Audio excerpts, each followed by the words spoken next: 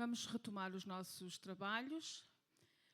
Pedimos aos nossos participantes que retomem os seus lugares e vamos passar para o plenário número 4,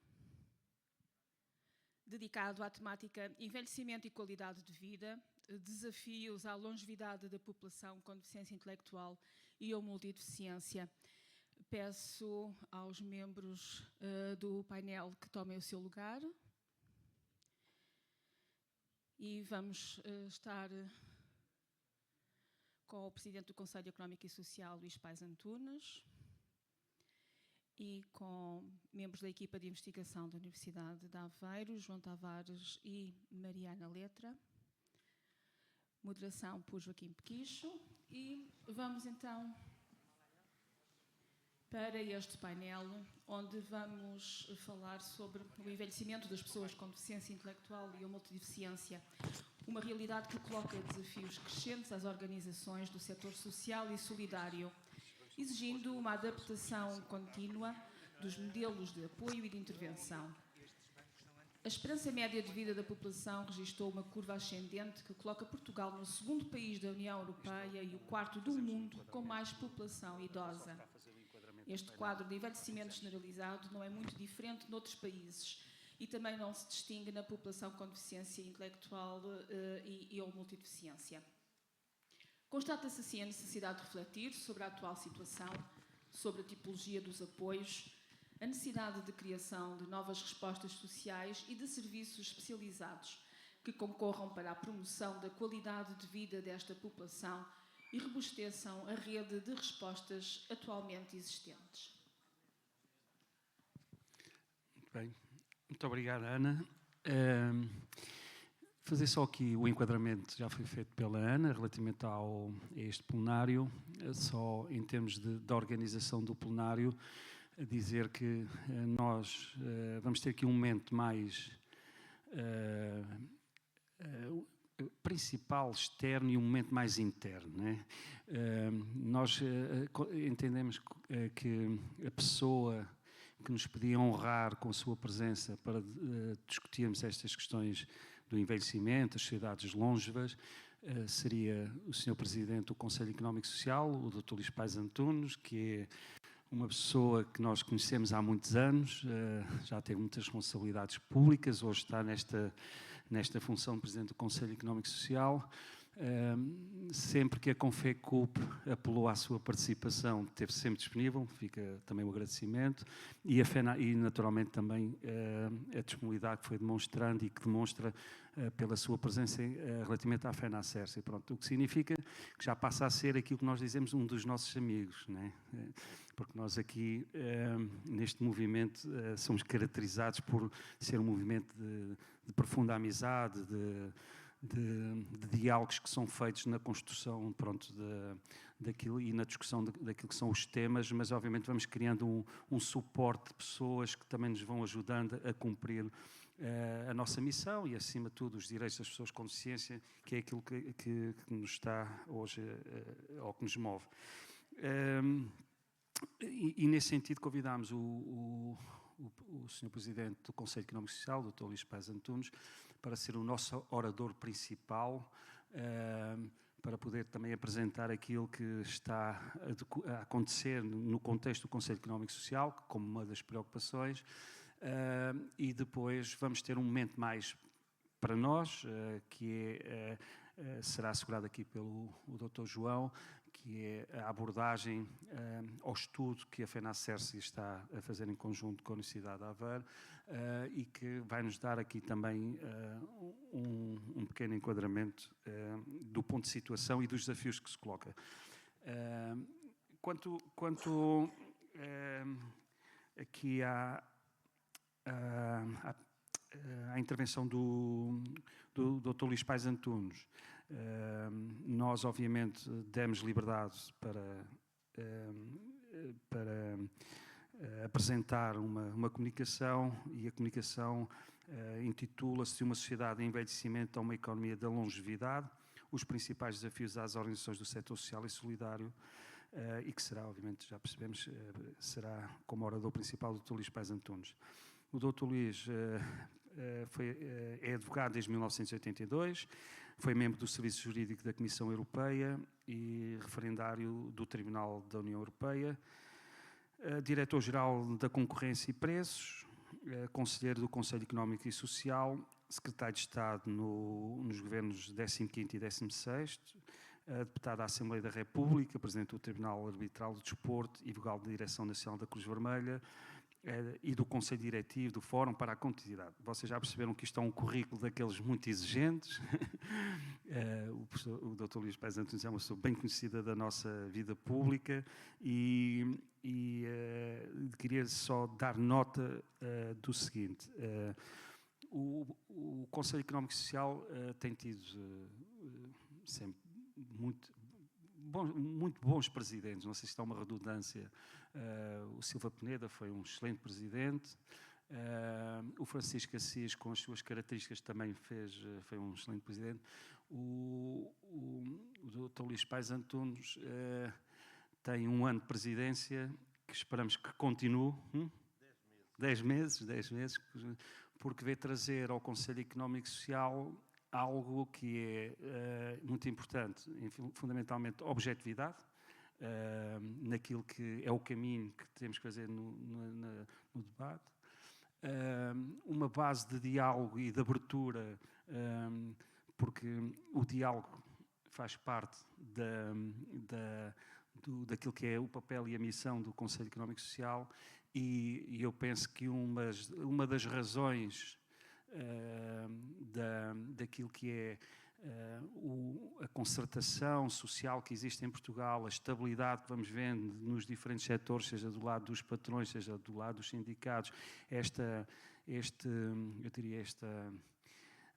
não é uma paz, mas é um espaço de diálogo e de compreensão de parte a parte, obviamente deve-se também às políticas públicas, mas fundamentalmente ao Dr. Luís Paes Antunes, como Presidente do Conselho Económico e Social, e queria dar nota disso aqui publicamente, também reconhecendo aquilo que tem sido o seu papel como Presidente do Conselho Económico e Social.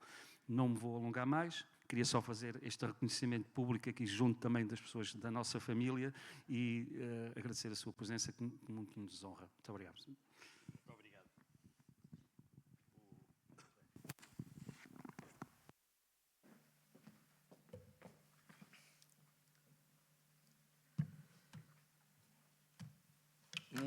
Muito bom dia a todos. Começo por agradecer as palavras excessivamente benévolas e simpáticas do Joaquim Pequicho.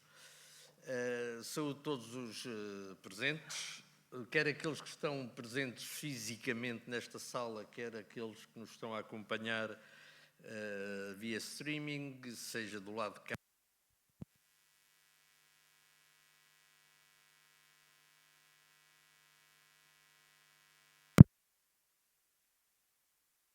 Pode ter sido algum contacto? Eu juro que não Não. toquei nada. Pode ter sido aqui algum contacto. Não há eletricidade. Já não estão? Já está. Agora já está. Eu acho que os equipamentos eletrónicos têm algum receio quando ouvem falar de temas de longevidade, envelhecimento. Eu tenho uma apresentação, mas não a vou passar. Ela será distribuída depois. Aliás, há pouco estava a comentar com o Joaquim Pequicho. Eu fui talvez um dos primeiros a utilizar nas atividades académicas e letivas como professor os PowerPoints. Aliás, ainda comecei no tempo das transparências, bem no século passado. Até ao dia em que depois reparei que é um bocadinho contraproducente, porque as pessoas, quem está a assistir, acaba por estar muito mais focado nos slides do que na apresentação. Normalmente vão sempre 2 ou 3 parágrafos à frente daquilo que o orador está a falar e no final poucos são. Eu fiz esse exercício várias vezes com alunos em que chegava ao fim e chamavam, veja aqui fazer um resumo daquilo que eu estive a falar. E eles ficavam um bocado a falar, professor, mas eu estive a tirar notas. nomeadamente era copiar os slides. Então, isto é só para vos explicar por que razão é que eu tenho a apresentação, vou olhar para ela de vez em quando, mas vocês não vão ver. Quer dizer, vão ver depois. Segunda nota também de natureza introdutória, que tem a ver com o título. Eu não quis mexer no título, que o Joaquim Pequiche, aliás, referiu, de uma sociedade em envelhecimento a uma economia de longevidade, os principais desafios das organizações do setor social e solidário. E eu começo por aqui porque eu acho que este é um dos pontos essenciais. Os desafios não são das organizações do setor social e solidário. Os desafios são da sociedade e das pessoas no seu todo. As organizações do setor social e solidário estão na primeira linha da resposta a esses desafios, mas sozinhas não vão conseguir resolver absolutamente nenhum desses desafios se a sociedade não souber interiorizá-los, se as pessoas não compreenderem aquilo que está em causa. Portanto, interpretem estes desafios como um desafio para todos e cada um de nós. Eu não tenho grandes dúvidas que a esmagadora maioria, para não dizer a totalidade das pessoas que estão nesta sala, conhecem muito bem os desafios, estão envolvidos, têm esse dilema no dia-a-dia. Infelizmente, a sociedade está um bocadinho afastada daquilo que são os problemas que o envelhecimento e a longevidade nos trazem. Entrando agora no tema propriamente dito. Nós estamos em presença daquilo que eu já publicamente qualifiquei como talvez a mais importante, mas também a mais silenciosa das revoluções que as sociedades modernas têm vivido. Nós estamos numa mudança muito significativa de paradigma. É um mundo completamente diferente daquele em que vivemos e que nos cria desafios para os quais nós não estamos ainda suficientemente preparados. Esses desafios, depois, em determinados segmentos da sociedade, e em particular no segmento das pessoas com deficiência, são amplificados pela própria especificidade dessas situações. O problema do envelhecimento é global, mas tem uma expressão muito maior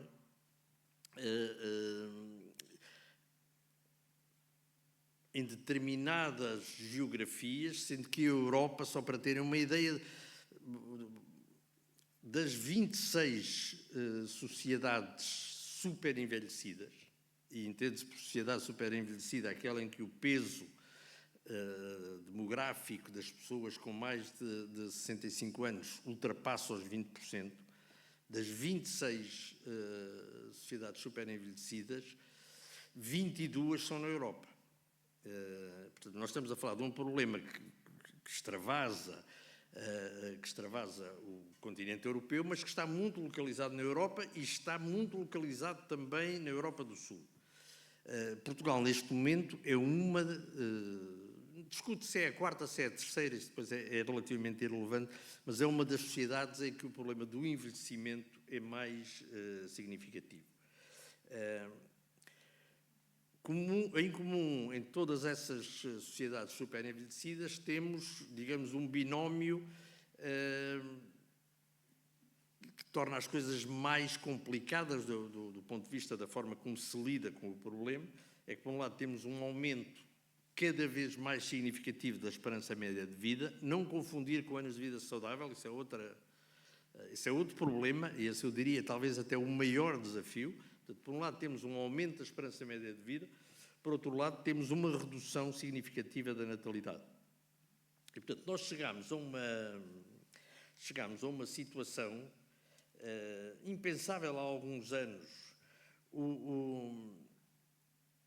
em que os rácios, quer o rácio de dependência dos idosos, quer o índice de envelhecimento, cresceram de forma exponencial. Neste momento, o índice de envelhecimento em Portugal, isto é, um número de idosos por cada 100 jovens, está quase a chegar aos 190. Portanto, jovens, estamos a falar de jovens abaixo dos 15 anos.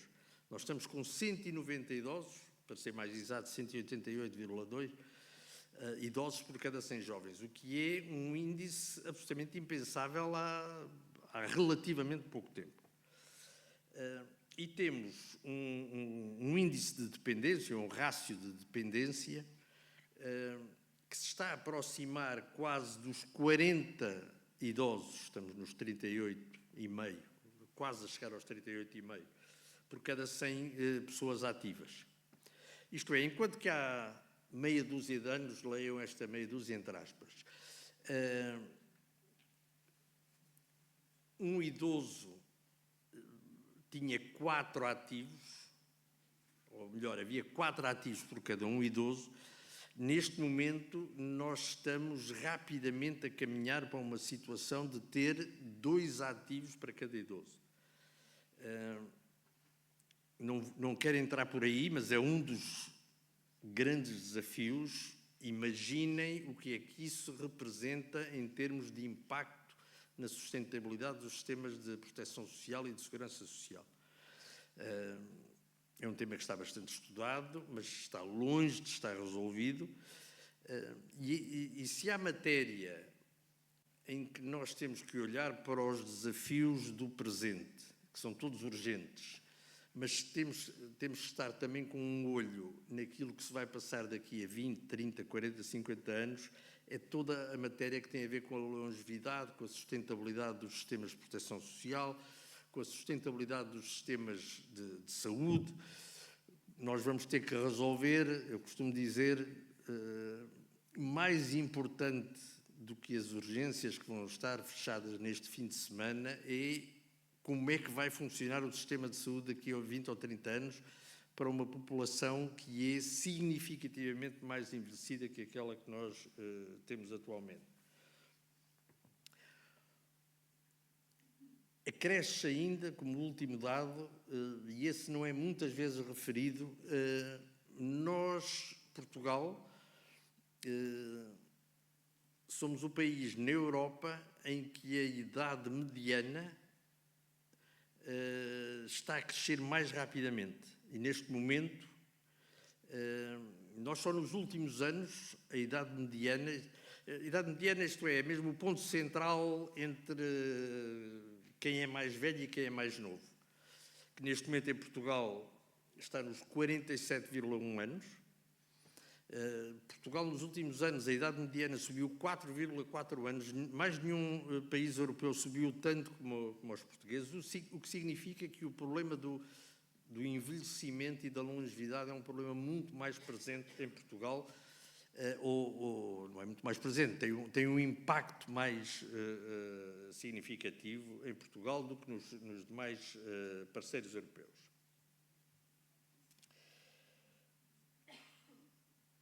Eu gostava de identificar 6 grandes desafios. Não quero abusar da vossa paciência também. 6 grandes desafios. O primeiro é o dos anos de vida saudável. Nem todos os anos que estamos a conquistar, hoje em dia a esperança média de vida, e ainda bem, tem aumentado, mas os anos de vida saudável não têm aumentado na mesma proporção. O que tem, digamos, diferentes tipos de inconvenientes. O primeiro inconveniente é do próprio ponto de vista das pessoas, quer dizer, nós estamos numa situação, e aí a situação é mais complicada em Portugal do que noutros países também com fortes taxas de envelhecimento. Nós estamos numa situação em que uma parte significativa dos anos de vida que todos estamos a ganhar é mal vivida por problemas de saúde. Com todos os inconvenientes que isso tem. Tem inconvenientes para o próprio, ou para a própria, tem inconvenientes para o sistema de saúde, tem inconvenientes para o sistema de proteção social, mas, acima de tudo, tem um enorme inconveniente para o próprio que vai viver mais 2, mais 3, mais 4, mais 5 anos, mas não são 2, 3, 4 ou 5 anos com qualidade. São 2, 3, 4, 5 anos com falta de saúde, com falta de condições de vida. Portanto, esse é o primeiro grande desafio que a sociedade tem, é como é que nós vamos, e não vamos, quer dizer, esqueço, não há soluções daquelas milagrosas, não há decreto-lei, não há programa que vá resolver isso no imediato. Nós temos que criar condições para resolver isso daqui a 10, 15, 20 anos. Mas se não começarmos hoje a fazer, nunca o vamos resolver. Segundo grande desafio, um significativo aumento da procura por cuidados de longa duração. Atenção, precisamente por causa da falta de saúde nesses anos suplementares, isso vai obrigatoriamente levar a uma procura cada vez maior por aquilo que podemos chamar a economia do cuidado, por cuidadores, sejam formais, informais. Há uma necessidade gigante e que vai continuar a ser cada vez maior na chamada economia do cuidado. Terceiro desafio, igualmente complicado, o da reconfiguração do mercado de trabalho. Nós estamos a chegar a um período em que o número de anos fora do mercado de trabalho é superior ao número de anos no mercado de trabalho. Isto é, as pessoas vão viver, e estou a falar só a partir, quer dizer, não estou a falar da infância, quer dizer, a partir dos 15 anos as pessoas passam mais tempo fora do mercado de trabalho do que no mercado de trabalho. O que depois se conjuga com os problemas do idadismo. Essa situação, eu lembro-me, costumo dar esse exemplo, um antigo ministro dos Assuntos Sociais, falecido já entretanto, que foi ministro nos anos 80, dizia-me, há poucos anos antes de morrer, ele dizia-me, na altura em que eu fui ministro dos Assuntos Sociais, que era muito fácil. As pessoas reformavam-se e, em média, passado 2 anos, morriam. Portanto, as contas da Segurança Social eram sempre boas. Agora não. Agora a situação é, e vai ser, e felizmente que assim é, as pessoas cessam a sua atividade profissional, reformam-se e vão ficar a viver mais 25, 30, 35, 40 anos. Claro que há desde logo o problema de como é que um sistema de segurança social consegue viver nesse desequilíbrio. Mas há também problemas de natureza social. O que é que as pessoas vão fazer durante esses 40 anos? Como é que as pessoas se vão preparar? Eu faço parte daqueles que já estão mais perto do fim do que estão no princípio, por isso não estou muito preocupado com o futuro. Mas as pessoas, a grande maioria dos que aqui estão, pessoas da idade dos meus muitos filhos, que a conversa que eu tenho com eles com frequência, vocês vão andar cá mais 40, 50, 60 anos. Portanto, convém que não vivam só o dia da manhã e o mês que vem, porque, olha, eu certamente não vou estar cá para vos ajudar nessa altura. Vocês têm que ver o que é que vão fazer, como é que vão fazer daqui a 30, 40, 50 anos, porque o mais provável é estarem cá. Isso vai reconfigurar completamente o mercado de trabalho. Isso vai levar a que as pessoas... Não quero entrar nessa discussão que nos levaria por outros caminhos do aumento das idades, da reforma, mas as pessoas vão passar a ter aquilo que era muito da geração dos meus pais, mas também da minha geração ainda um bocado, que era a pessoa que tinha um trabalho na vida, estava nele durante 20 ou 30 anos e acabava... Isso já está a acabar. A pessoa vai ter vários trabalhos, várias coisas ao longo da vida, com vários estatutos e com várias formas e as pessoas vão, desde que se consiga resolver o problema dos tais anos de vida saudável, as pessoas vão ter atividade até uma idade bastante mais avançada. Os tempos em que as pessoas chegavam aos 60 anos e já estavam com o pé do lado lá, isso acabou. Quer dizer, não quer dizer, eu estou a falar em termos médios, há sempre situações...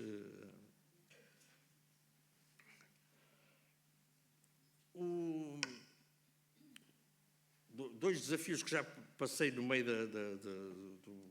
daquilo que vos disse, já passei, portanto não vou referi-los, que é o da pressão sobre os sistemas públicos de segurança social e da saúde e o problema da discriminação das pessoas em função da idade, chamado idadismo, e o último grande desafio e o mais sensível e, simultaneamente, o mais difícil de lidar, que é o desafio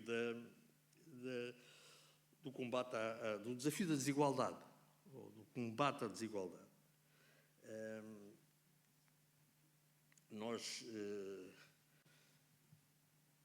Grande parte desse combate, que diz respeito ao impacto que a situação da longevidade tem nas populações mais pobres, com menor escolaridade, ou as que residem em zonas desfavorecidas, ou as que têm condições de saúde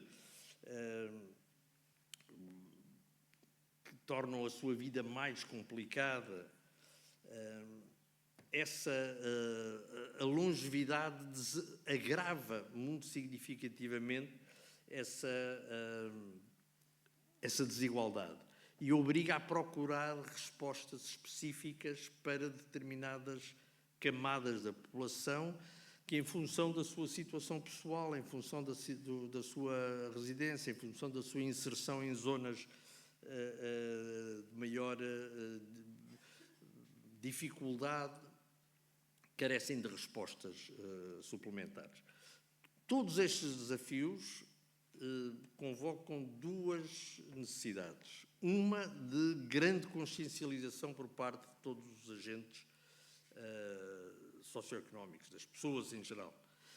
O outro, o desafio que convoca a questão do equilíbrio financeiro do sistema. Nós temos que encontrar uma resposta financeira, porque a longevidade implica também um sistema muito mais exigente em termos de sustentabilidade financeira.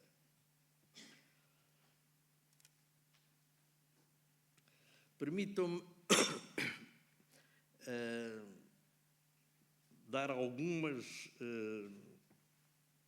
referências mais adequadas ou mais específicas do setor social e solidário. Nós vamos ter uma procura de cuidados continuados mais personalizados e mais integrados, e com o tal fator aumento de tempo. Isto é, vamos ter mais idosos dependentes por mais tempo. E isso obriga a respostas específicas. Vamos ter também uma complexidade crescente do tipo de cuidados. Quanto maior é o número de anos em que vivemos, maior é o número de patologias, maior é o número de doenças crónicas, maior será a deterioração cognitiva. Nós hoje em dia já assistimos a situações de deterioração cognitiva em pessoas que vivem bastante mais anos do que era normal viver-se. E uma doença social cada vez mais complicada, que é a da solidão. Nós vamos ter situações muito agravadas de solidão. Tudo isso, todo esse tipo de desafios vai nos obrigar a intervenções multidisciplinares, em particular no apoio à saúde mental, mas vai nos obrigar também a desenvolver programas de estimulação cognitiva e social. E aí tem que haver um grande envolvimento, não só dos poderes públicos, mas de todas as organizações do setor.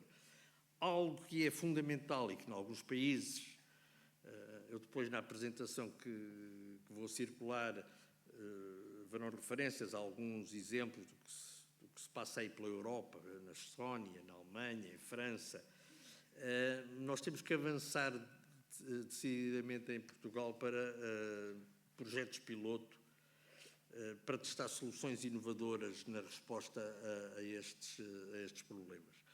Não vale a pena querer já definir à partida um conjunto de respostas para problemas que alguns deles nós ainda não temos a noção da sua dimensão, mas é bom que comecemos a trabalhar em determinados projetos pilotos que nos tragam soluções inovadoras para os problemas que o aumento da esperança média de vida nos traz. Temos que saber lidar com o problema dos recursos humanos. Nós, neste momento, temos uma escassez de cuidadores. Acho que conhecem bem essa situação. Temos um problema complicado de baixos salários no setor social e solidário. E esse é um problema. Nós temos que encontrar uma forma de valorizar as profissões do setor social, sob pena de termos cada vez menos pessoas disponíveis para o fazer. Nós temos que cuidar também do bem-estar dos cuidadores, porque o número de situações de burnout nos cuidadores tem vindo a aumentar de forma preocupante. E cada cuidador que cai, são vários cuidados que deixam de ter cuidador. Nós temos que ter programas de formação contínua e multidisciplinar cada vez mais importantes. E nós temos que ter programas de capacitação e de formação, digamos, de desenvolvimento de competências no setor social e solidário. O tema dos recursos humanos é tão importante quanto o tema da sustentabilidade financeira do sistema, porque de pouco nos serve encontrar uma solução financeiramente sustentável se depois não temos as pessoas que as possam pôr em prática. Também não ter as pessoas que possam pôr em prática e não existir sustentabilidade financeira também não é solução, mas este binómio de sustentabilidade financeira de um lado, recursos humanos do outro, é absolutamente fundamental. E eu não vou abusar da vossa paciência, deixem-me só partilhar, porque eu acho que é importante, e foi, aliás, referido aqui pelo Joaquim Pequicho, só dar-vos conta de que este tema da longevidade é um tema central para o Conselho Económico e Social nos tempos que correm, porque, acabo como comecei, nós temos que estar atentos aos problemas de hoje, e não faltam problemas, todos nós conhecemos e somos confrontados diariamente com as dificuldades no setor na saúde, na segurança social, nas estradas, nos transportes. Há problemas que são todos urgentes e têm que ser resolvidos. Mas nós não podemos concentrar e focar a nossa atenção exclusivamente naquilo que são os problemas do dia de hoje e do dia da amanhã. Nós temos que pensar, repito, a 10, 20, 30, 40 anos de distância e os desafios da longevidade nós vamos conseguir combatê-los se soubermos e tivermos o conhecimento e a informação e os dados necessários para trabalhar nas respostas. Nesse quadro, em associação com a Universidade de Salamanca e no quadro do programa do Interreg, do Programa Europeu de Financiamento Interregional, portanto, interregiões, nós estamos a trabalhar num grande projeto de longevidade, de respostas para os problemas e para os desafios suscitados pela longevidade, e dentro desse programa, que é um programa plurianual e bastante amplo, estamos a desenvolver em associação com várias universidades portuguesas 3 grandes estudos. Um estudo sobre a economia da longevidade em Portugal, em que estamos a quantificar o contributo da população mais idosa para a economia do país, é para nós sabermos o que é que podemos esperar em termos de geração de riqueza, de criação de riqueza, não apenas económica, mas social, pelo contributo dos mais idosos. Esse é um primeiro estudo da economia. Eles são os 3 a correr em paralelo, porque são equipas distintas. Todas as equipas estão a ser coordenadas, digamos, a uma macro-coordenação pela professora Maria João Valente Rosa, que foi a diretora, uma grande especialista da matéria, que foi a diretora da Pordata, ela que, digamos, serve de pivô entre as 3 equipas, são 3 equipas grandes. O segundo estudo é sobre a economia do cuidado em Portugal. Portanto, aquilo que nós... sobre o qual há alguns trabalhos e alguns estudos, mas não há informação suficiente. Nós queremos caracterizar a organização social da prestação de cuidados de longa duração, sejam formais ou informais, em particular às pessoas em idades mais avançadas, traçar o perfil dos cuidadores de longa duração, avaliar os desequilíbrios entre as necessidades e as ofertas dos cuidados, avaliar os impactos económicos, laborais e financeiros. Esse, portanto, eu diria que é a peça central, porque, repito aquilo que já tinha referido há pouco, o elemento de recursos humanos e a organização do sistema de cuidado é a peça-chave de todo o sistema. O terceiro e último estudo é o mais difícil,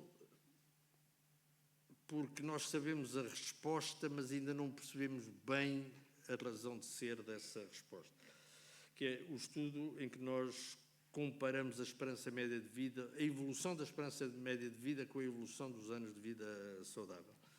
Portanto, nós queremos compreender melhor qual é a discrepância, qual é a origem da discrepância entre a esperança de vida e os anos de vida saudável, ambas aos 65 anos. Há indicadores que são relativamente óbvios, desde logo a pobreza, as condições de vida em determinadas zonas, a falta de respostas sociais suficientemente adaptadas. Mas qual é o problema? Quando nós fazemos comparações com situações noutros países, em particular em Estados-membros da União Europeia, nós verificamos que em igualdade de circunstâncias, isto é, para indicadores substancialmente idênticos, os dados são piores em Portugal do que nos outros. E aparentemente não há uma explicação óbvia para isso. E é por isso que é importante este estudo para perceber melhor por que razão nós estamos a avançar mais rápido do que os outros na esperança média de vida. Os tais, nos últimos 10 anos, subimos 4,4 anos, muito mais do que os outros, mas estamos a avançar muito menos que os outros no número de anos de vida saudável, que é uma coisa que aparentemente não faz grande sentido. E com isto vos deixo, agradecendo a vossa atenção e a paciência que tiveram para me ouvir. Espero que tenha contribuído para pensarem um bocadinho mais e desejo uma excelente continuação dos trabalhos. Muito obrigado. Muito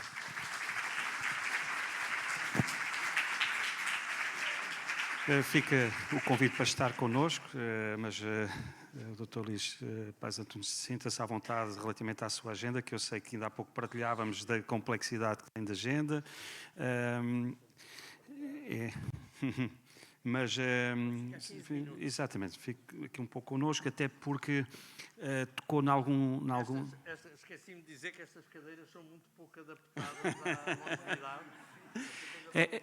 Não, são boas para os glúteos, a gente faz isto e... tocou em algumas dimensões de análise que para nós são fundamentais, quando faz a abordagem da economia do cuidado e a necessidade de pensarmos do ponto de vista das políticas públicas e do investimento público o que podemos fazer. É matéria que temos sempre em preocupação, abordou as questões relacionadas com a valorização dos profissionais deste setor, matéria que nós também estamos sempre muito preocupados. Abordou a questão dos desafios de uma sociedade longeva e que naturalmente também dos desafios do envelhecimento. E é importante percebermos que no contexto das pessoas com deficiência, e a literatura indica isso, o envelhecimento é precoce, o que significa que colocam um conjunto de desafios do ponto de vista das organizações, das pessoas que dão apoio às organizações, e são desafios que, obviamente, percebendo que os estudos olham para o todo, depois não podemos deixar também estas especificidades de uma realidade e de uma dimensão de análise que precisa ser também incluída nos estudos. E, naturalmente, cabe às organizações fazerem o seu papel também, é aquilo que nós estamos a fazer, e por isso juntarmos à Universidade de Aveiro, com aqui a participação muito ativa e muito dedicada da Mariana, que está a fazer o seu doutoramento, mas juntámos a um grupo de investigadores que o João aqui representa e que obviamente vai-nos também dar resultados que poderão depois também ser partilhados e fazer a ligação àquilo que são os estudos que o Conselho Económico e Social está a desenvolver. O João Tavares, eu trato assim o João, ele é professor, é doutor, hein? É, boa. O João tem esta característica que é muito informal, ele já esteve connosco no Encontro Nacional, é um rapaz da casa, se me posso dizer assim, não posso? Claro que sim. Já és da família e por isso eu dou-te já a palavra, João. Força. Só queria ver se passava aqui a apresentação.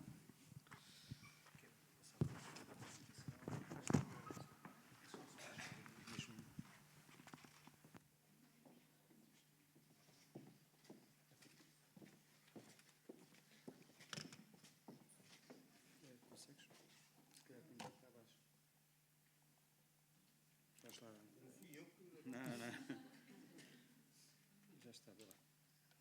Houve aqui. Põe aqui a apresentar assim. Sim, mas deixa-me ir para o primeiro slide. Isto devia ter aqui um técnico.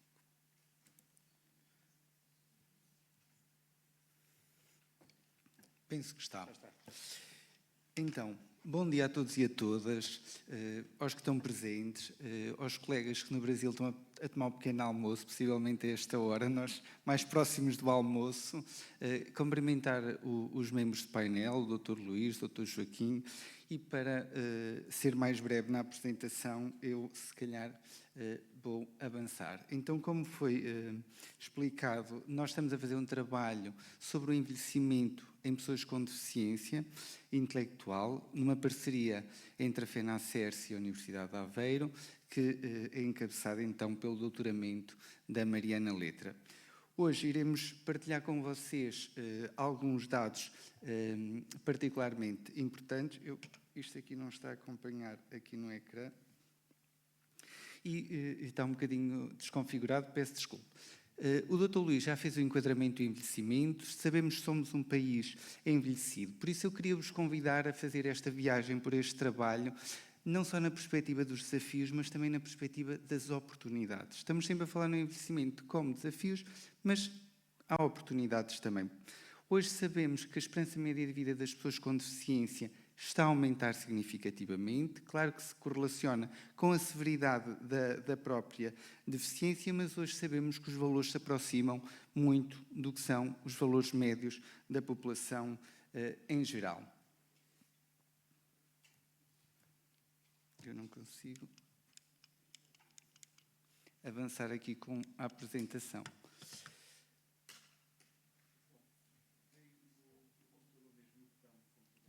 Não está a funcionar.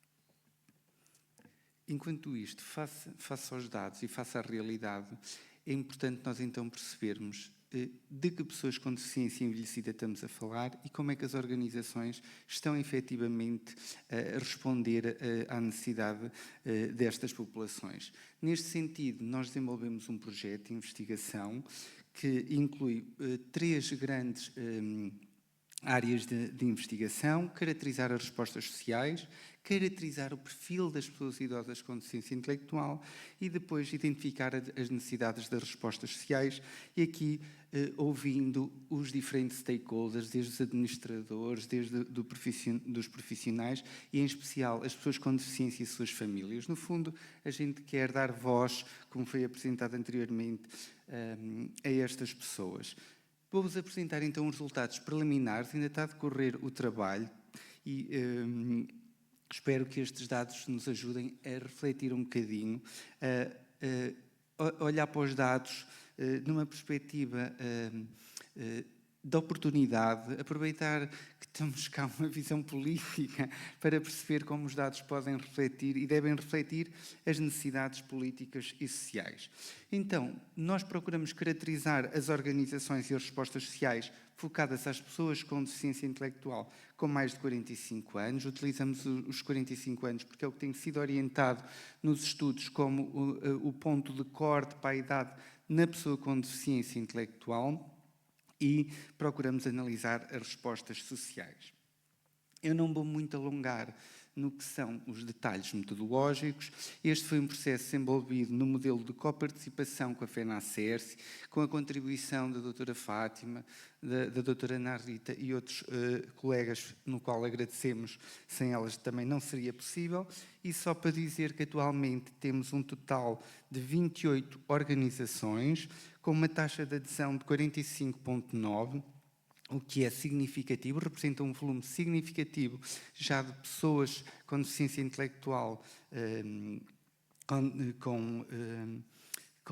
envelhecidas, desculpem, mas isto são dados preliminares. Eu aproveito este momento para solicitar às organizações que ainda não preencheram, que possam preencher, porque quanto mais dados, mais voz vamos dar às organizações e mais voz vamos dar às pessoas com deficiência intelectual, nomeadamente às pessoas idosas. Elaboramos um instrumento de recolha de dados que inclui a caracterização das organizações, a caracterização das respostas sociais e aqui procuramos também saber fontes de financiamento e condições para fazer face às necessidades das pessoas com deficiência intelectual com 45 ou mais anos. Aqui a FENACERSE teve um papel central na divulgação deste trabalho, por isso eu solicito novamente às organizações que o possam preencher. Precisamos destes dados, serão muito relevantes até para junto dos conselhos políticos, podemos apresentar factos e números, e foi através de um questionário online.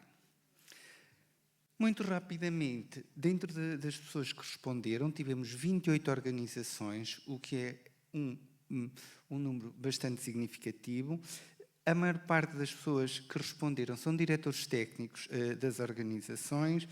O grupo etário das pessoas respondentes, essencialmente, é dos 40 ou mais anos, o que reflete também, de alguma forma, a longevidade das pessoas nestas organizações, como podemos ver pela média dos anos de trabalho nas organizações acima de 26 anos. Por isso, há, de alguma forma, também aqui um reflexo do modelo organizacional das pessoas manterem-se nas organizações. Isso também é um dado bastante positivo. Quanto à natureza jurídica, 24 eram cooperativas. Em termos de zona geográfica, nós temos uma representatividade das principais regiões. Claro que aqui é importante analisarmos isto, tendo em conta o número de instituições pela região. Por exemplo, o Algarve tem 2 e estão a representar a totalidade das organizações. Mas, de um modo geral, permite-nos um panorama nacional, por isso é que, novamente, apelo à vossa colaboração. Quando nós analisamos aqui o ano de criação da organização e o ano de implementação da primeira resposta social para as pessoas com DI, identificamos um dado que será possivelmente do vosso conhecimento. Tivemos, pós 25 de abril de 1965 a 1994, um enorme número de criação de organizações e, efetivamente, isso foi acompanhado pela implementação à resposta social a pessoas com DI. Nas décadas seguintes e nos anos seguintes, o que nós percebemos é que há menos criação de organizações, mas aumenta, efetivamente, as respostas para as pessoas com DI. Até 2014.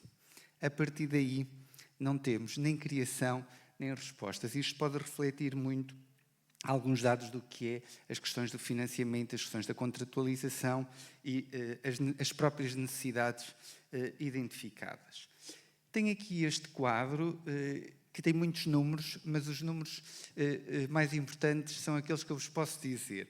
Vocês podem reparar que de 2008 a 2024 vai havendo um aumento crescente do número de pessoas apoiadas com deficiência intelectual, mas este número aumenta essencialmente decorrente das pessoas com 45 ou mais anos. E se inicialmente tínhamos 8 respostas que não...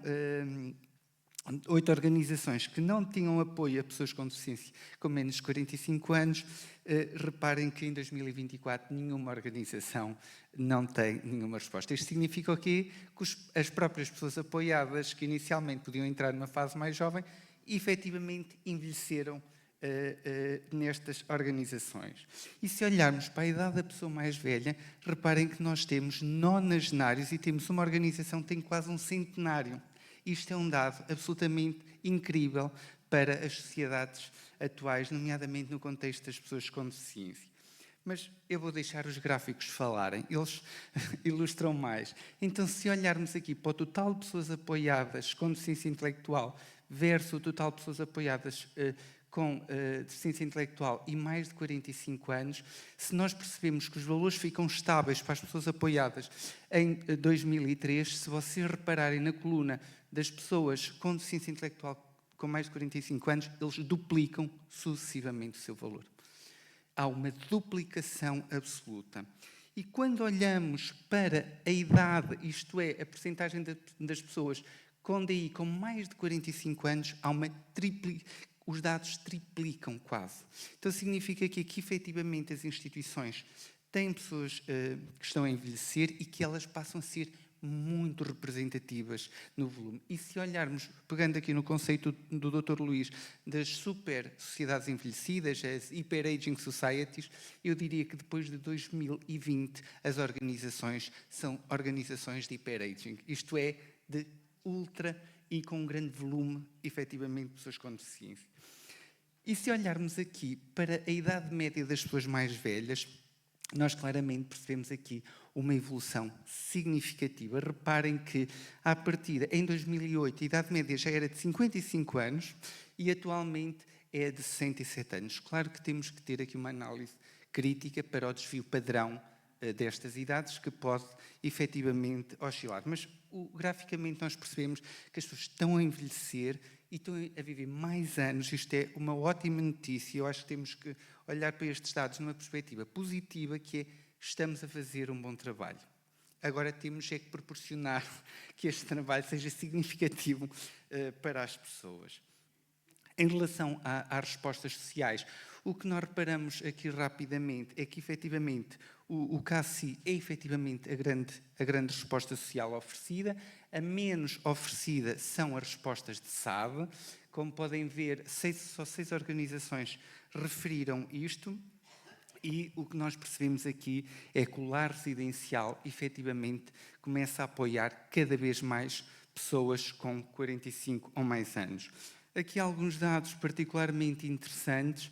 Quando nós olhamos, por exemplo, para os dados da lista de espera, percebemos que a lista de espera, por exemplo, no lar residencial, supera as respostas atuais. Significa o quê? Que, possivelmente, muitas pessoas com 45 ou mais anos com deficiência intelectual estão em contextos de famílias também elas próprias envelhecidas, no que são as respostas dos seus cuidadores e das necessidades que sentem, por isso é que pode justificar esta procura.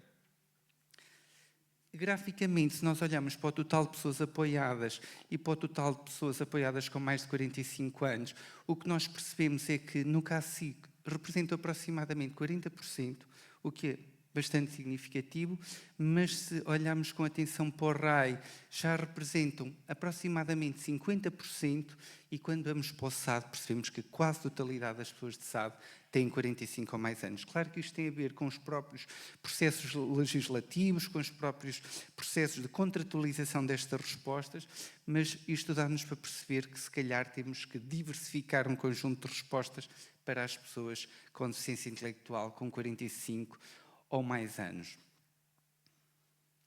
Quando analisamos a lista de espera, e aqui é particularmente interessante, é que o RAI e o SAD têm aproximadamente a quase totalidade de pessoas em lista de espera, principalmente o SAD, que efetivamente são pessoas com 45 ou mais anos. Significa que é uma resposta que, embora seja menos representativa nas organizações, há efetivamente alguma procura.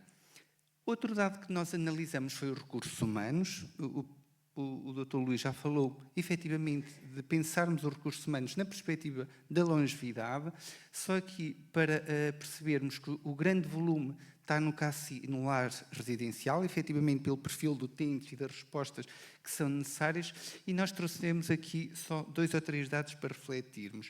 A feminização destas organizações, fruto sociohistórico e muitas vezes pelo perfil do utente, e a maior parte das pessoas, em termos de tempo de organização, trabalha há 11 ou mais anos, principalmente nas respostas de CACI e de lar, e uma possível explicação porque são respostas mais antigas, com mais tempo de implementação.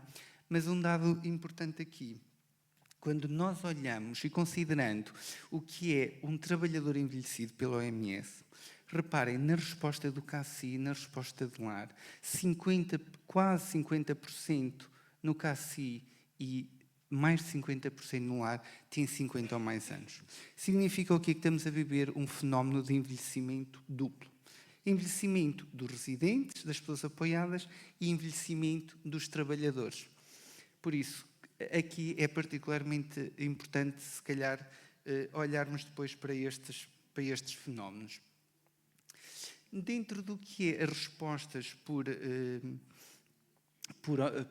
por serviço, aqui só sublinhar que o CACI oferece, efetivamente, a maior parte dos serviços contratualizados, e só sublinhar aqui, dentro das atividades, as principais que são oferecidas à população idosa são as atividades terapêuticas. Quando olhamos para outras atividades, percebemos que a percentagem de pessoas idosas com deficiência intelectual não tem tanta integração em outras atividades. Quando olhamos para o lar residencial, todas as organizações ofereceram a carteira de serviços básicos contratualizados, alimentação, higiene, etc.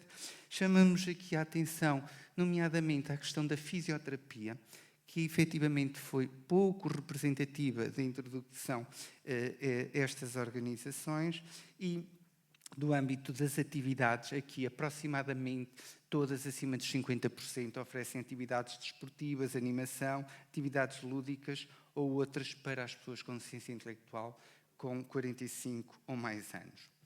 Dentro do RAI, os principais serviços foi de apoio na saúde, higiene e cuidados pessoais, e aqui percebemos que só um dos serviços é reportado por uma organização, que é a articulação no Centro de Apoio à Vida Independente, isto possivelmente explicado porque os CABI são menos, só 3 organizações referiram que tinham a resposta de CABI, e esta só respondia a 40 pessoas com deficiência intelectual com mais de 45 anos. Quando olhamos para os dados do Serviço de Apoio Domiciliário, percebemos que aqui muito dos serviços dependem da contratualização que é feita com as pessoas e com as famílias, mas os cuidados e os serviços mais habituais são sempre aqueles assegurados, e aqui só chamar a atenção que, do ponto de vista do SAD, a pouca diversificação de atividades, e que a única assinalada foi a animação e a socialização, e efetivamente para metade das pessoas com deficiência intelectual com mais de 45 anos. Quando analisamos se há uma combinação ou não de respostas para as necessidades das pessoas com deficiência intelectual com 45 ou mais anos, percebemos que o maior número de pessoas é apoiada sem uma combinação de respostas, e aqui, principalmente, as respostas é o CACI e o lar residencial, que explicam a maior parte dos valores, mas quando há combinação das respostas, percebemos que normalmente o CACI combina com outro tipo de resposta. Se olharmos para os dados, percebemos que quase a totalidade é combinação de CACI e lar e CACI e RAI.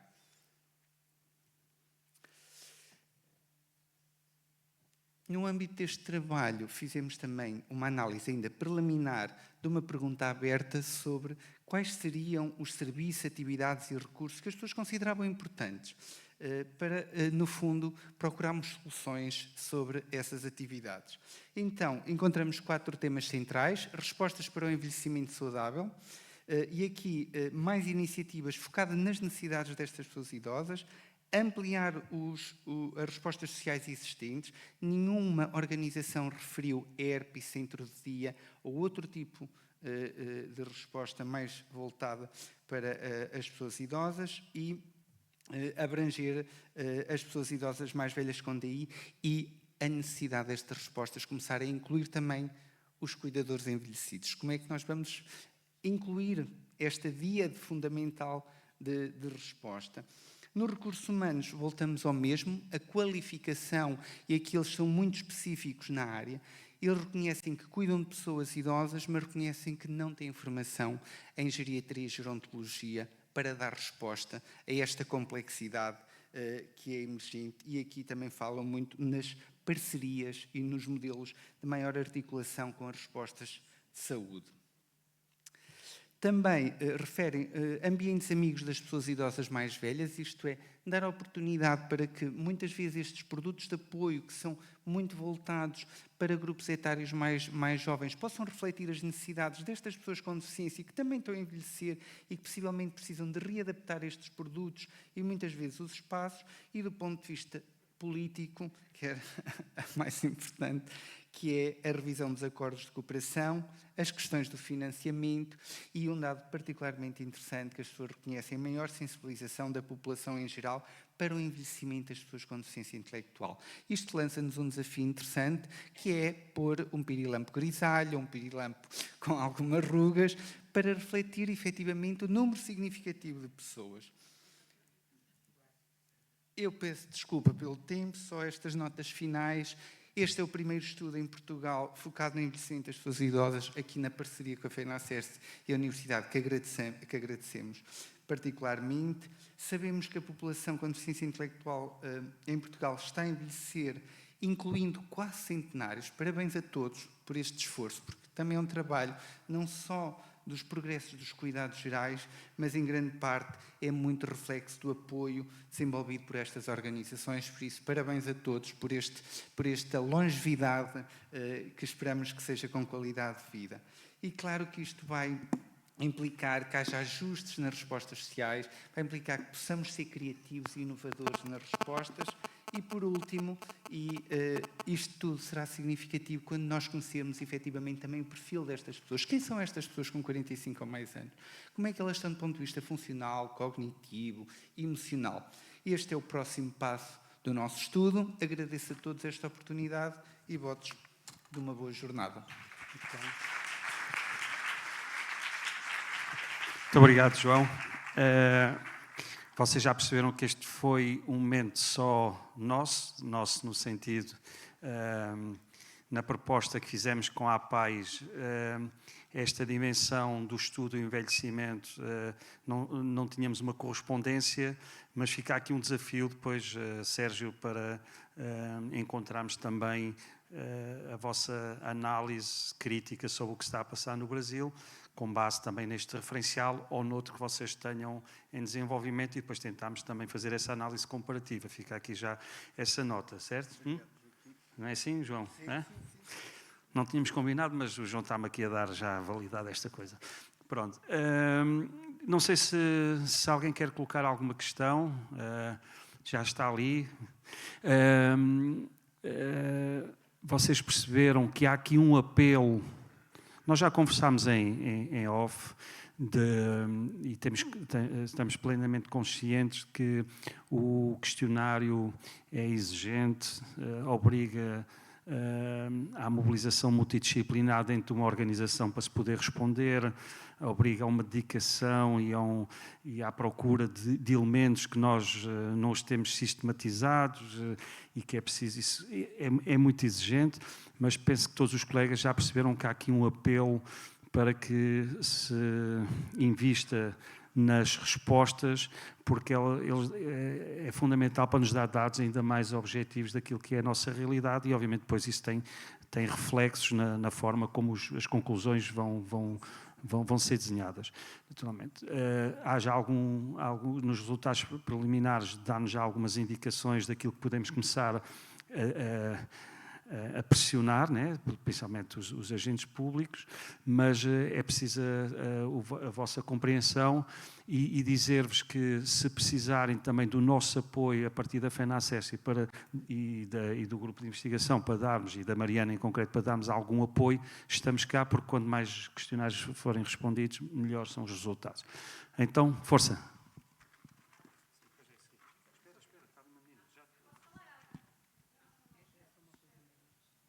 Agora, olá, eu sou a Ema e sou fisioterapeuta da CERSICA, ok? Trabalho no lar, na parte da CERSICA de Rana das pessoas com mais deficiência, ou seja, os mais severos, ok?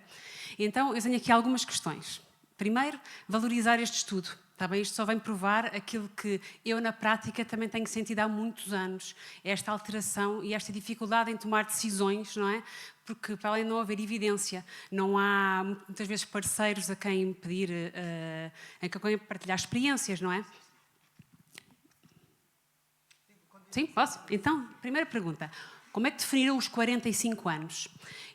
Nós também já temos visto aqui lá na CERSICA que há estudos que falam na grande deteriorização de várias competências aos 40, mas queria perceber como é que chegaram ao 45. Obrigado, parabéns pelo trabalho. Sabemos que são desafios e a fisioterapia realmente é uma área. Depois tenho outra coisa em relação a isso, está bem? Para pensarmos, não sei se lhe consigo responder, mas vou tentar. Em relação à idade, nós aqui temos, primeiro, permitam-me esta reflexão quando falamos do envelhecimento. Há 20 anos que estudo o envelhecimento, há 20 anos que vamos tendo algumas questões retóricas que se mantêm, e em relação à idade cronológica nós temos sempre um desafio muito grande, não é? Porque estes cortes por idade cronológica lançam-nos bastantes desafios. O que é que nós consideramos? Existe uma variabilidade em função da idade cronológica, porque não temos nenhum modelo para aferir a idade funcional. Era esse o nosso objetivo com o estudo 2 do perfil, perceber do ponto de vista funcional se estes 45 ou se estes 60 representam uma deterioração significativa ou não.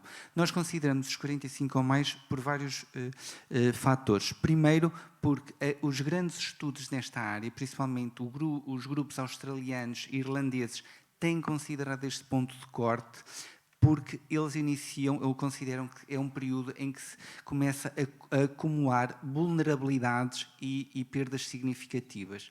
Claro que isto tem variabilidade. Por exemplo, quando falamos do síndrome de Down, eles, por exemplo, consideram idades mais precoces para se considerar envelhecido devido à proximidade e à vulnerabilidade para a demência nestas pessoas. Por isso, o que nós fizemos foi fazer uma análise muito estruturada dos grupos e dos grandes estudos nesta área, porque se não tivéssemos um ponto de corte similar, nunca poderíamos depois fazer comparação de resultados.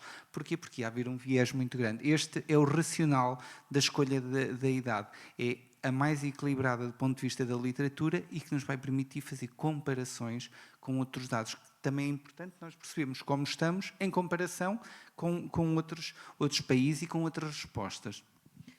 Obrigada, e realmente isto vem dentro da minha experiência, que é, eles têm doenças de séniores em idades muito júniores, não é? Ou seja, aos 30 anos eles têm artrites, têm artroses, que isto vem de acordo com aquilo que estamos a falar. Em segundo, em relação à questão da equipa técnica, não é? Falou das mulheres, falou dos mais de 10 anos de organização, não é? Porque os outros 50% são pessoas novas que não ficam nas equipas, não é? E às vezes a questão da formação em gerontologia, em tudo mais. Também há uma grande dificuldade, eu que faço muita formação também dentro da CERSICA, em soft skills. Ou seja, nós não podemos confiar só na vida das pessoas que lhes deu estas soft skills para depois perceberem as hard skills. Não é? Nós precisamos de investir na formação pessoal das pessoas para depois eles perceberem a importância de uma formação gerontológica, não é? Eu que dou formação nas transferências e em posicionamentos, eu demoro muito tempo até que a pessoa que está à minha frente perceba a importância. Eu agora vou falar na minha área, porque é que ele tem de ficar com aquela bacia direita se ele está mais confortável da outra maneira, não é? Ou seja, porque as pessoas não têm base de estudos, base de formação pessoal, para perceberem depois o conhecimento específico, não é? Do que eu lhes estou a dar. não é? Isto é uma dificuldade pessoal que eu tenho muito, não é? Ou seja, para além da longevidade, é a base de conhecimento para perceber a informação específica que eu lhe estou a dar. Não sei se isto faz sentido para mais alguém, mas isto é uma questão que eu tenho batalhado aqui na minha vida profissional. Eu vou ser breve porque acho que o tempo é longo eu acho que o facto de nós utilizarmos hard skills e soft skills já limita o que são as soft skills. Eu não acho que exista assim tão soft skills. Acho que um cuidado humanizado é tão complexo como um procedimento altamente diferenciado. Eu acho que é a perspectiva que nós damos às coisas. O que nós sabemos efetivamente é que há uma sensibilidade dos trabalhadores decorrente da abordagem à própria pessoa com deficiência intelectual, que muitas vezes até diferencia estas abordagens de cuidados de outros contextos mais tradicionais, mas efetivamente nós vamos ter que desenvolver um core de competências que vão intersetar o que é hoje uma boa prática para a resposta às pessoas com deficiência intelectual, mas intersetando com abordagens para o facto de elas terem 45 ou mais anos ou serem envelhecidas. Isto significa o quê? Que eu soube perceber e valorizar o poder da comunicação com alguém que antes não tinha demência e que passa a ter demência, se eu também treinar essas competências. Por isso, vai ter que haver um exercício importante em todas as áreas, porque se nós analisarmos isto de uma forma mais fria, a maior parte dos profissionais que vão para estes contextos de trabalho, quer técnicos, quer não técnicos, não foram expostos suficientemente, quer na sua formação base, a responder às questões do envelhecimento. E quando nós falamos nestes discursos do envelhecimento, que eu já ouço há 20 anos, eu pergunto sempre a mesma questão. Continuamos a ter esta retórica, mas continuamos a ter cursos universitários, cursos técnicos, que não abordam este grupo etário. Como é que é possível estarmos sempre a dizer que a população está envelhecida quando nós não treinamos as pessoas de base para ficar sensibilizadas? E claro que o turnover vai ser elevado. Mas eu acredito uma coisa, que se eu fizer formação para alguém e ela mais tarde abandonar essa instituição, ela pode ir para o outro. Indo para outra, vai levar esse conhecimento com ela e pode fazer a diferença para outra pessoa noutro contexto. Claro que é um esforço muito grande, é um desafio turnover, mas eu acho que a resposta todos nós sabemos qual é. Eu tenho mais uma. Mais uma? Está bem? Eu sou fisioterapeuta. É as Cercicas do país. É a Cercica, está bem? Há de ser Cascais, está bem? Então é assim, a questão da fisioterapia, não é? Há aqui uma missão também pessoal, por exemplo, estão aqui 2 estagiários, por acaso são cá, é o que me competia, não é? Mas é muito importante esta visibilidade da deficiência intelectual que não existe na fisioterapia. Falo porque é meu conhecimento, não é? E acho que depois também é muito importante ir às ordens, ir aos cursos de fisioterapia, fazer perceber que a multideficiência é uma área que precisa de especialização e precisa de visibilidade, não é? Só aqueles que vêm ter comigo é que eu lhes digo, olha, isto é a multideficiência, não é? E porquê é que isto acontece, não é? Porque não há uma grande importância da fisioterapia. Às vezes os recursos são tão poucos que contratar um fisioterapeuta parece menos importante, não é? Porquê? Pela pouca importância, pelos baixos ordenados, não é? Ou seja, os fisioterapeutas, olhando para um desporto, ganham muito mais, não é? Do que ganharem numa instituição. Ou seja, é preciso haver aqui uma abertura à importância, à multideficiência, para depois as pessoas perceberem porque é que isso é tão importante, não é? Depois a questão da pouca formação académica, ou seja, não se fala em multideficiência, não se fala nestes assuntos no curso de fisioterapia. Por isso também há pouca importância, depois também pouca mobilização das ordens, para poderem também haver aqui uma mudança dentro do paradigma da fisioterapia para depois levar a outras questões, não é? É preciso fisioterapeutas nas instituições, está bem? Precisam de ajuda, eu posso... Eu um dia gostava de ter, podíamos partilhar também este tipo de conhecimentos numa reunião, se quiser depois, tenho muitas dúvidas mais. Uma reunião aí sindicalizada, estou a brincar. Não é nada, é uma luta. Não, mas foi interessante o que aborda, obviamente na sua disciplina, mas podemos transpor os desafios que coloca para as outras disciplinas de intervenção nas organizações e depois ganhamos aqui uma transversalidade de abordagem.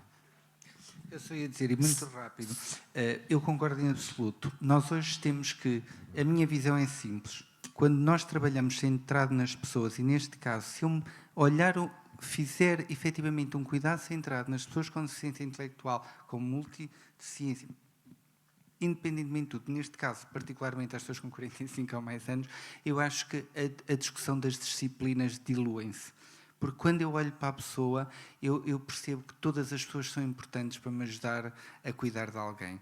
Por isso, Hoje, com as populações envelhecidas nestas organizações, o gold standard é trabalharmos em equipa, diversificar estas equipas e desenvolvermos efetivamente planos individualizados e centrados nas pessoas, e podemos entrar aqui nas questões de maior acompanhado, se isto é dramático, nas pessoas idosas com 45 ou mais anos, que desafios para estas pessoas com deficiência intelectual, que muitas vezes vêm com processos de interdição antigos e que não são reavaliados e reorganizados. Por isso, há um conjunto de oportunidades novas e acho que trabalhando em equipa, acho que todos vamos conseguir. E eu acho que essa é a lógica central. Sérgio, força. Bem, bom dia a todos. João, em primeiro lugar, parabéns, né, pelo estudo aí, vocês lá de Aveiro, né, a Mariana. Bem, eu acho que isso aí, né, Joaquim, espelha muito a nossa realidade no Brasil. Mas eu queria fazer uma pergunta especificamente para João, que é um especialista, e aí você desculpe se a pergunta não fizer sentido. Mas no Brasil a gente chegou num ponto, no estudo do envelhecimento da pessoa com deficiência intelectual, que para além das comorbidades provocadas pelo envelhecimento, que começam mais cedo, né, usando esse recorde de 45 anos, é o recorde que a gente usa também, para além dessa temporalidade antecipada, há alguma diferença, né, do envelhecimento de uma pessoa na condição de deficiência intelectual, diferente do envelhecimento da população em geral? Quer dizer, você observa uma vulnerabilidade específica nesse grupo, né? Porque, para nós no Brasil, a gente chegou num ponto que parece que o envelhecimento ele se dá na população em geral. A pessoa com deficiência ela tem suas características e, obviamente, essas comorbidades provocadas pelo envelhecimento acontecem um pouco antes, né? Mas, não especificamente, existem comorbidades específicas pela condição da deficiência intelectual. Eu queria um pouco saber sua opinião sobre isso, enfim, não sei se eu me fiz entender. Obrigado, mais uma vez. Fez-se entender, eu não sei se lhe consigo dar a resposta que quer ouvir, mas vou tentar. Há um aspecto importante aqui que temos que começar a analisar, que é, todos nós aqui, com deficiência intelectual, sem deficiência intelectual, estamos a ter o que os autores chamam alterações do envelhecimento primário. Significa que eu estando aqui, eu sendo uma pessoa com deficiência intelectual, com multideficiência, eu estou a ter essas alterações. Por isso, sabemos que isto é uma condição universal.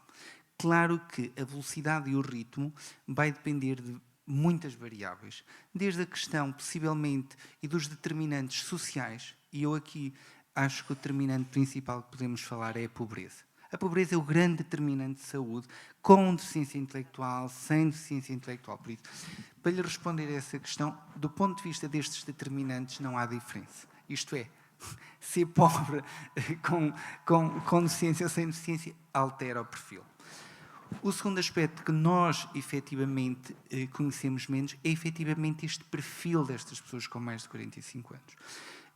Que comorbilidades têm? Porque, se não fizermos uma análise comparativa com a população de 65 ou mais, nós também não sabemos se há alguma especificidade que redunde disso. Sabemos que a deficiência intelectual aumenta a vulnerabilidade. Isto para introduzir um conceito emergente na literatura, que é o conceito do envelhecimento saudável. E percebemos, do ponto de vista da capacidade intrínseca, as pessoas com deficiência intelectual têm menor, a reserva homeostática da capacidade intrínseca é menor. Isto implica vulnerabilidade. Claro que, se eu interagir esta capacidade com o ambiente, se é um ambiente saudável, com estilos de vida, com boa alimentação, a expressão desta menor capacidade tem pouco impacto. E por isso é que nós temos estes aumentos da longevidade neste grupo, é que mesmo com uma redução em algumas áreas da capacidade intrínseca, visão, locomoção, etc., eles foram, durante estes últimos 20 anos, expostos a ambientes favoráveis. Por isso, a interação que existe é entre o ambiente e esta capacidade intrínseca. E no nosso estudo que vamos fazer, a segunda fase, é analisar este perfil e vamos introduzir uma variável importante que tem sido pouco explorada neste grupo, que é a fragilidade, a condição de fragilidade neste grupo. Só há um grupo holandês que estudou a fragilidade nas pessoas com deficiência intelectual, Porquê? Porque mais do que a idade cronológica, perceber se o perfil de fragilidade destes utentes se aproxima ou não da população em geral, ou se é específico destas pessoas. Respondendo à sua questão, sim, existem algumas condições de vulnerabilidade, mas elas não explicam, per si, a longevidade e o envelhecimento desta população. Joaquim, há mais uma pessoa. Sim. Não sei se posso passar. Sim. Só dar nota que quando dar nota e também agradecer a presença da Sandra Araújo, que é responsável pela Estratégia Nacional de Luta contra a Pobreza, e esta nota que o João deixa aqui é um desafio que nós já fizemos chegar, mas é um desafio também para incorporar no debate e na reflexão crítica que a estratégia promove constantemente. Força. João Tavares, eu queria fazer uma pergunta. Em relação à qualidade de vida. Porque, assim, eu vejo que na sociedade eu vejo que todos nós temos uma qualidade de vida, todos nós temos desafios, mas eu queria perguntar o seguinte, qual é o ponto, assim, qual é o ponto mais importante para as pessoas com deficiência e que desafios elas podem ultrapassar para poder ter uma qualidade de vida ainda melhor do que elas têm?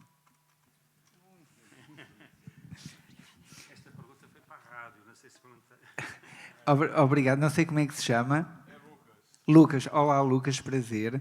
Antes de mais,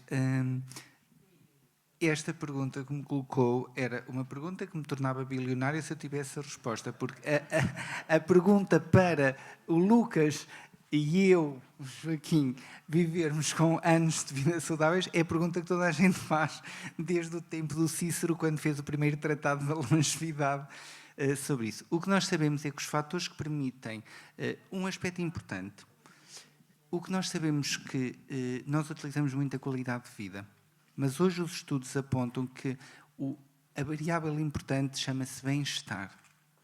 O bem-estar é a variável que explica melhor o envelhecimento, isto é, se as pessoas se sentem bem no seu processo, na sua vida e nas suas relações. Porque a qualidade de vida, embora seja uma experiência subjetiva, muitas vezes pode não traduzir o bem-estar. Segundo, os fatores para a longevidade de qualquer pessoa com deficiência intelectual, como qualquer outra pessoa, residem em 4 ou 5 ideias elementares. Estilos de vida saudáveis, estes são centrais. Não sei se vocês viram o documentário da Netflix, as Blue Zone, os segredos das Blue Zone. Por isso, eles têm a receita, entre aspas, e 3 ou 4 ideias. A primeira delas é uma coisa que os autores chamam o Akigai, que é ter ideia de futuro, perspectivas de futuro, criar um futuro para nós, ter um projeto de vida. Isto é considerado um fator essencial de longevidade.